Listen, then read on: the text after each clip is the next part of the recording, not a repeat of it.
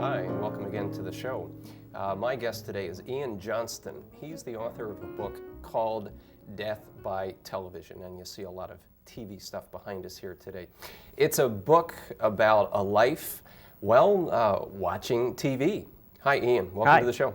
How are you? I'm doing pretty good. I can't help but notice that you're sitting there in your pajamas today. Were you just kind of running a little late, or is there some significance to this? Well, I'd given up wearing pajamas for the last 20 years or so, but when I was writing my book, it suddenly occurred to me that a lot of my watching of TV was done in my pajamas, whether getting ready to bed or on Saturday morning sitting there in my matching PJs, so it seemed appropriate.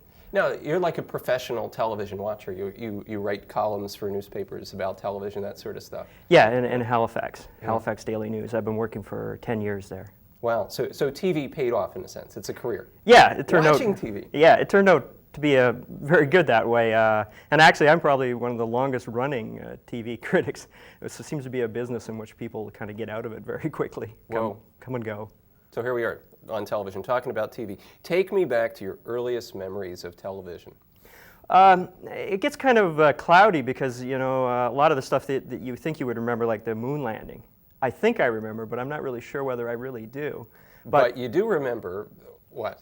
I do remember around about the 1969 or 70, which would be, and getting up in the morning and watching cartoons, which is a very strong memory for me because it was a time when I was always by myself at 5:30 in the morning on Saturday mornings. Did you turn on the TV before TV was broadcasting? Yeah, which wasn't too hard back in those days. Around 5:30, the cartoons would come on around 6, and about 5:30 I'd usually turn it on, and I'd have 4 or 5 bowls of cereal to wake me up, and away I'd go for the next 6-7 hours. Real marathon television watching. You still do that now, I presume? Yeah, I still do that now, more later hours. Didn't your mother tell you it was a waste of time? All the time, all the time. You should get outside, get some fresh air? Yeah, it was always the way. She put up with it, though, and now she thinks it's not a bad career to be in. Although I don't really think she understands it. Your book, Death by Television, if I was to say to someone, this is the story of one man's life watching TV, they'd kind of think, I don't know if that's going to work. Yet as I read it, it's a fairly entertaining tale, and in many ways, even though it's autobiographically, you've got a lot of things to say about the way that television shapes people's lives. How has television shaped your life? Not just the job part, but the way you see the world.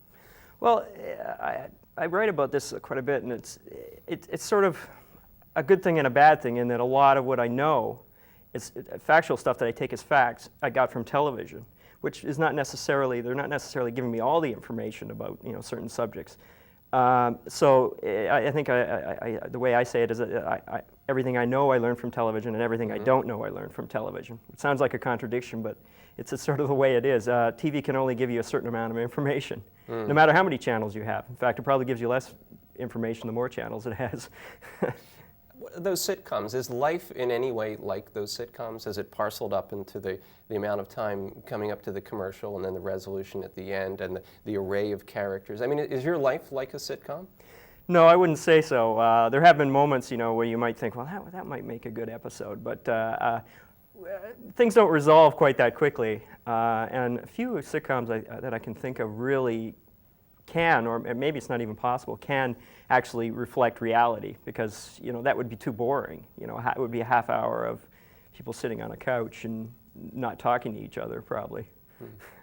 But you love TV as opposed to someone like me who occasionally just loathes it, despises everything about it. Yeah, well, I love it. That's not to say I'm not critical of it. And people say I'm very negative when it comes to TV. Yeah. But I think if you really love it, then you have a tendency to not put up with a lot of stuff, to not put up with the stuff that's the same old thing. I find it very difficult to watch a lot of sitcoms today because I've seen the formula so much, especially since I've become a critic. I've seen the formula play out so often. You're way ahead of the script writers, in a lot of cases. On the plus side, the television can be really teach you a lot. Not necessarily about the world, but maybe just about yourself. Did you ever emulate those TV characters? Not so much now, but back, like when you're in high school or school or something like that. Did you, look at somebody on TV and say, I want to be just like that? I was very much a Toronto Maple Leafs fan, and I think a lot of the guys that I saw in the early '70s, you always wanted to be those hockey players. Hockey players. Yeah, and as I got a little older, I became a huge fan of the Boston Red Sox for one brief period in 1978, and Carl Yastrzemski was my idol. You wanted to be Carl Yastrzemski? Yeah, although I didn't really know him. The only Carl Yastrzemski I knew was the one I saw on television, who was sort of this kind of mystery man. He didn't say anything. He just kind of went up to the plate and.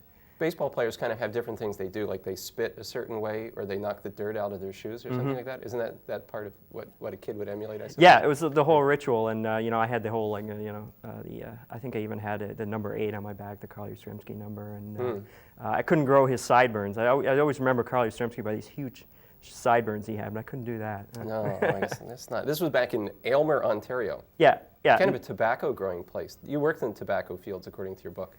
Yeah, for 7 summers, everybody did. I think it was like it was probably a law. Another thing that was bad for you. Yeah. Didn't your mother tell you that smoking was bad for you? That yeah, well, not too many of us who worked in the tobacco field actually smoked. It just couldn't be done. It was a very hard, dirty job, but it was really a great way for kids to make a lot of money at that time, and it's powered that community for years, and still is. Still is. It's hard very job. very tedious. Yeah. Yeah. When I was doing it, I would sit there, and you'd almost be in a kind of a half coma kind of state because it was very repetitious. A lot like watching television, eh? Yeah, yeah. It's nobody knows how it actually works, but you just sit there in a chair and you're pulled through these rows and you pull leaves off the bottom of plants, and you do this for like 8 hours. And so I write about this that while I was doing it, you would try to actually start thinking about what you're going to do that day, but your mind would actually become very repetitious too.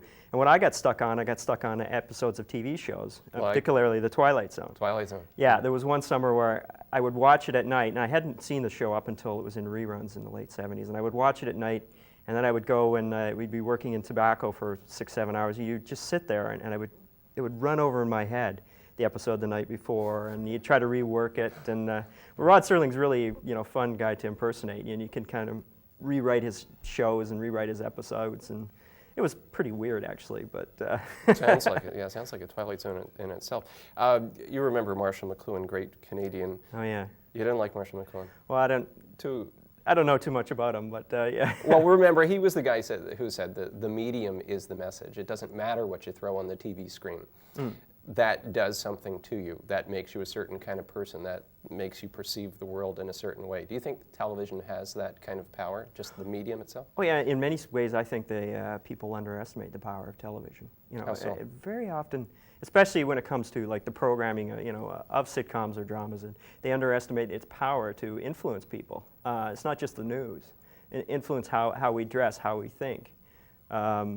I think it's often just looked as a nuisance, or as sort of this garbage. It's just spewing this garbage all day, and but I don't see that at all. I see it's probably the most influential invention of the 20th century. I would think. I can't think of anyone else. Because it's so pervasive in our lives. Yeah, and it'd be interesting. It's impossible to say how life would be without it. I think for most of us now. I mean, it's always been around my whole life. And it was well established by the time I was born, and I can't imagine.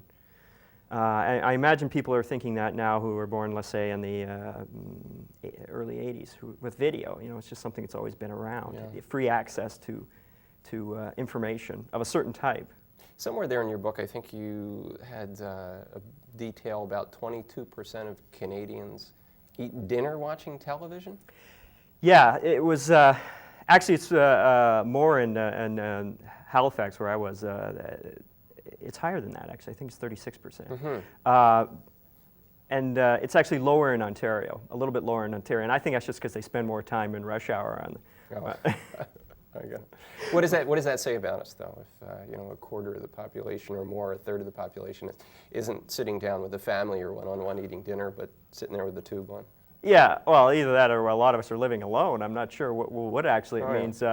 It means probably that a lot of us have different time. I mean, the way lives are now, that we have different hours, and that's part of it. But I don't see it any different as when you're a kid reading the cereal box while you're sitting having breakfast.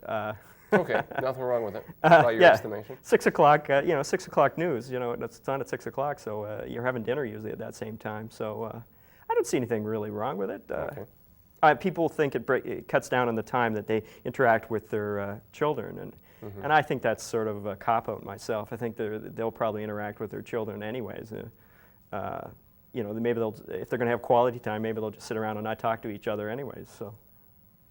Back to you and growing up in those heavily influential shows, it seems that Leave It to Beaver seems to be a kind of pivotal show in the book. A very important piece of American culture, influential on a Canadian. What was happening in Leave It to Beaver? Was it as simple on the surface? You look at that. My 12-year-old daughter watches reruns of Leave It to Beaver, and she says, gee, that looks like such a simple time almost, an uncomplicated time. But the thing that Leave It to Beaver tapped into, and it never gets credit for, is that it really tapped into that horror of growing up, being a little kid in the schoolyard, and dealing with those little tragedies and dramas that go on an everyday basis. Because everybody in Leave It to Beaver, Beaver's probably the best kid on the show. He's fairly nice, but he's very susceptible to the influence of the outside world. And all the kids who surround him, with particular mention of Eddie Haskell, are always trying to get him to do bad things. And that's and to me, that really struck a chord with me. I mean, growing up. There's always an Eddie Haskell out there, isn't there, lurking around? Yeah. All too polite. And the thing is, he's a bad guy, but you sort of like hanging around with him because he gets you to do bad things. And sometimes you really want to do the bad things.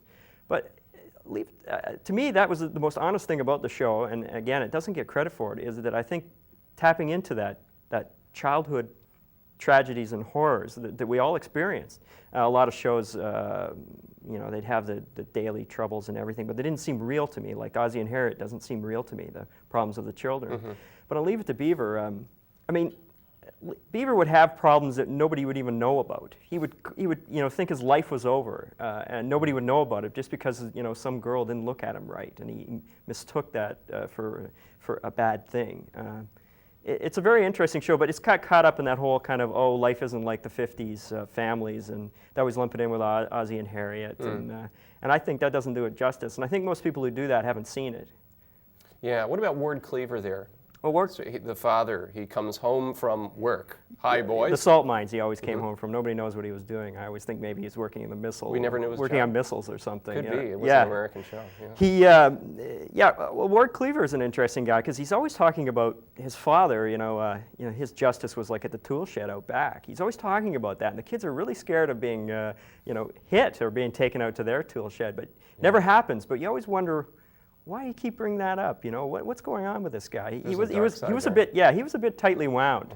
I think June was sort of a settling influence. Everybody says June, such a great mother, and she had her own problems, but she was sort of the settling influence for Ward, who was. And she was quite intellectual in a psychological kind of way. She could manipulate anybody happily, and everybody smiled. Yeah, but do it with a smile, and those are the smartest people, who can manipulate somebody and not have them know it at the same time. And she could do that with her kids. I mean, you can go too far with this. I mean, it was a sitcom, and everything did wrap up in a half hour. But there was things on Leave It to Beaver, like they dealt with divorce. They dealt with moving away. There was one point in which the family moved, and several of the kids just disappeared from the show, which I thought was kind of traumatic. It must have been kind of traumatic actually to watch it at the time. Larry Mondello disappeared from the show. Yeah. I mean, where did he go? He's off by himself. With his mom and dad, who were certainly not your model parents. So we have these unresolved questions out there in TV land. What happened to Larry Mondello? And we're going to take a short break right now, and we'll come back to that question. What happened to Larry Mondello?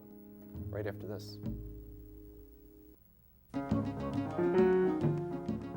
This series is brought to you as a public service by Mount St. Vincent University.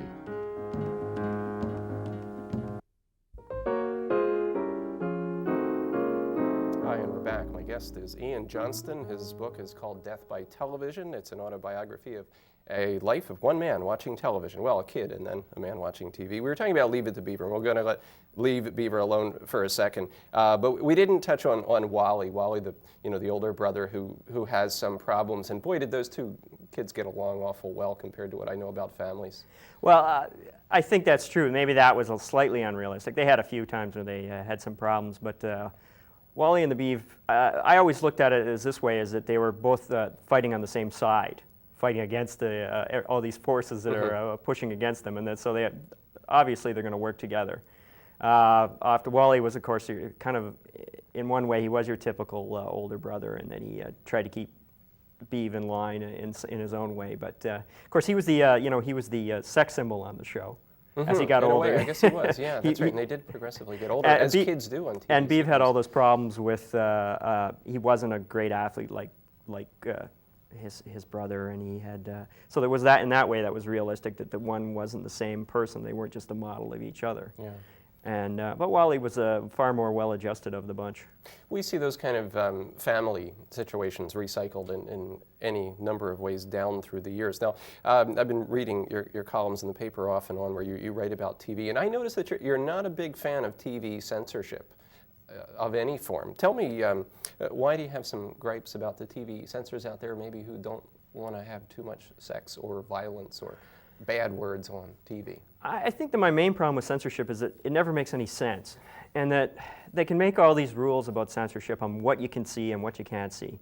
But really what it boils down to in the end is one person's opinion, and it also boils down to how it is actually presented on a particular episode, let's say. I think the example I use is there was a Star Trek episode that featured a kiss between two consenting women. Yes. And it was censored almost completely from the show, and there was a big outcry and everything. And they didn't really have an existing policy. It's sort of, the station didn't really have an existing policy. It was just sort of a feeling they had. But what I think it boils down to is you can't really make laws or rules so detailed that they can take into every situation, because how you present violence, how it's presented is actually much different from if you just describe it. You know, I mean, I shoot you. It doesn't sound like much. I mean, okay, you can shoot somebody once, but you can't shoot them twice. But it all depends on the situation, how it's presented in the show.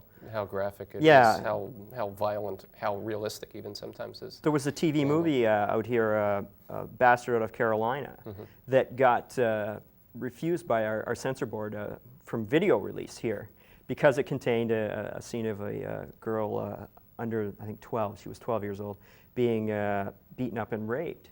But the whole idea of that TV movie was to present this and present it in a very sensitive way, and the problem with it was that what they were reacting to was the fact that it was presented in such a disturbing way, as the situation would be in reality, that they thought that it went too far in presenting reality, so that they wouldn't allow it to be released. They eventually changed their mind once there was a little bit of an outcry.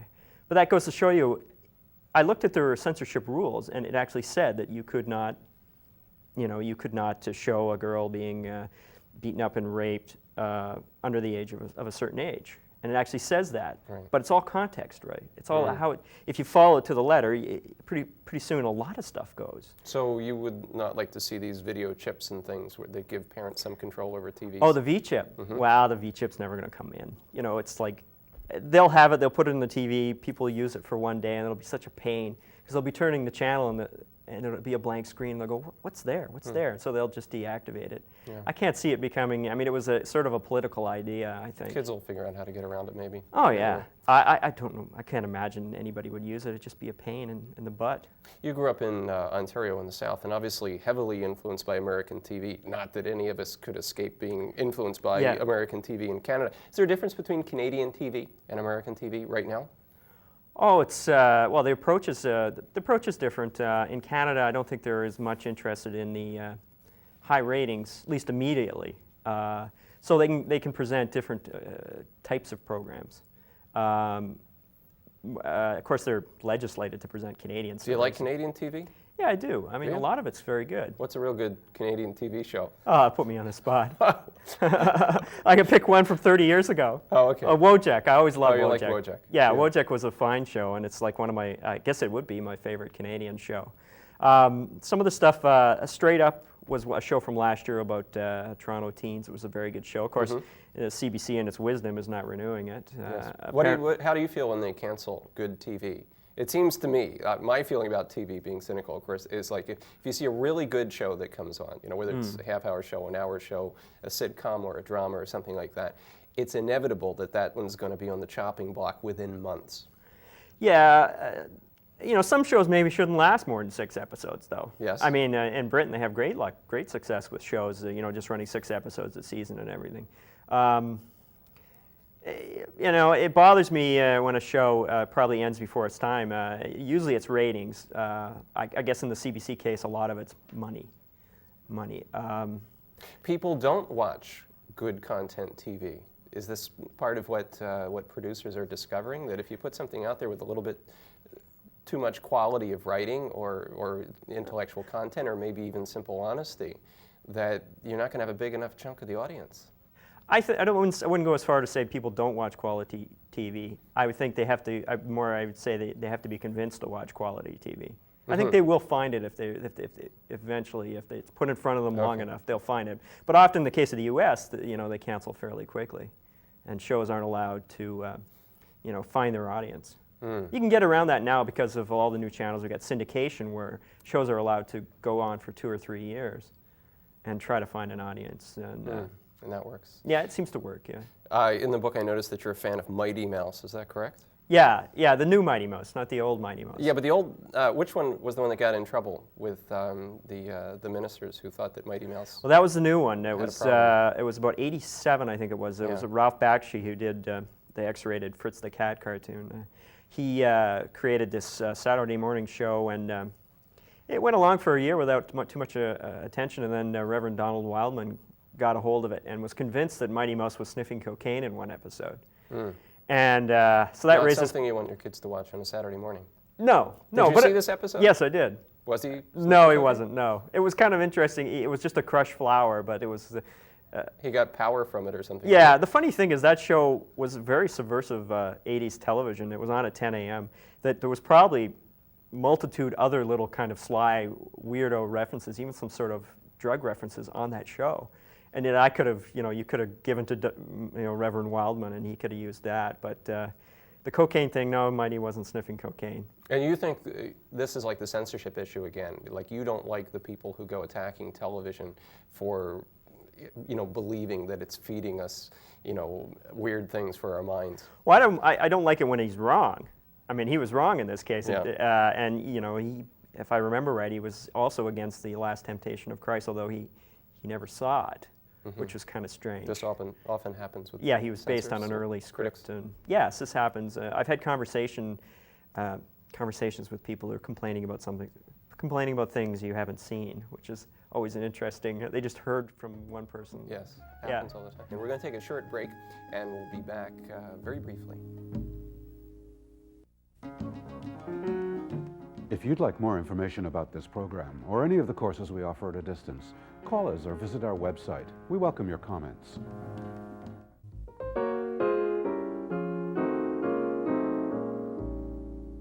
Hi, we're back. It's the end of our show. Ian, we were talking about the worst TV.